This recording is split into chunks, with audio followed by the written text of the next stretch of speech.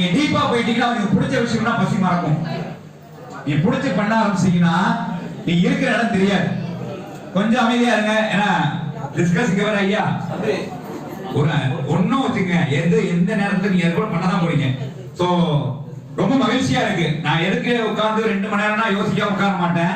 ஒவ்வொரு மன ஓட்டம் என்ன ஓட்டம், யார் எத்தனை வாட்டி வெளில போயிட்டு வர்றா, இந்த சரி லேட்டா வந்தா, யாரு கரெக்டா நிக்கிறா, யாரோட விமானம், யாரு தெரியாம நிக்கிறாங்கிற முதற்கொண்டு லிஸ்ட் எடுத்து வச்சிருக்கேன். யாரு ஸ்டக்கா இருக்கான்னு எனக்கு தெரியும். ஆனா ஒரு விஷயம் ரொம்ப மகிழ்ச்சியா இருக்கு, ஆனந்தமா இருக்கீங்க, ஹாப்பியா இருக்கீங்க. சோ பிசினஸ் எப்பொழுதும் நிறைய மீட்டிங் சொல்லியிருக்கேன், விளையாட்டா பார்க்கணும், கேம். ஆனா விளையாட்டுத்தனமா இருக்கக்கூடாது. நீங்க எல்லாமே கேம் பாருங்க. உங்களுக்கு இந்த 10:30ல இருந்து உங்களுக்கு ஆரம்பிச்சதுல இருந்து உங்களுக்கு என்ன அதுக்குள்ள இறங்கிட்டீங்க, கேமா பாக்குறீங்க, ரொம்ப சூப்பரான விஷயம். அடுத்தது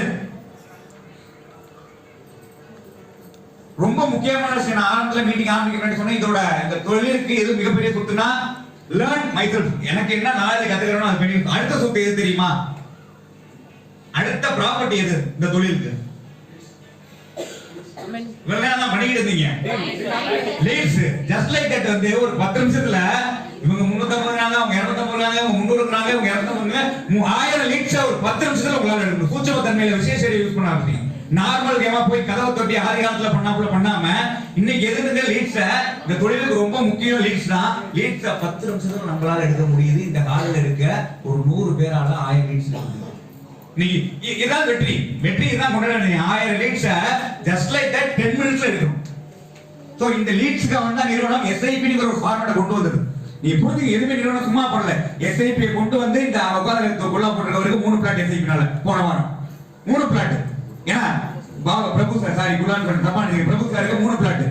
அவர் உண்மையா சொல்றத அது 3 பிளாட். அப்ப எஸ்ஐபி நால நிறுவனம் 2000 சொல்ற எஸ்ஐபி இருக்கு. இது வரைக்கும் 1000க்கு மேல பிளாட் கன்வெர்ட் பண்ணுவோம். பிகாஸ் ஆஃப் பெரிய பிளாட் எல்லாத்தையும் பண்ண முடியல. லீட்ஸ் கொண்டு வரணும். ஒரு 2000 கொடுத்து உள்ள கொண்டு வந்து வாய்ப்பு பயன்படுத்தா லீட்ஸ் சொத்து முக்கியமா லீட்ஸ் அதை வச்சு கொண்டு வரணும். இப்ப லீட்ஸ்ங்கற பெரிய சொத்தை நீங்க கண்டுபிடிச்சீங்களா இல்லையா?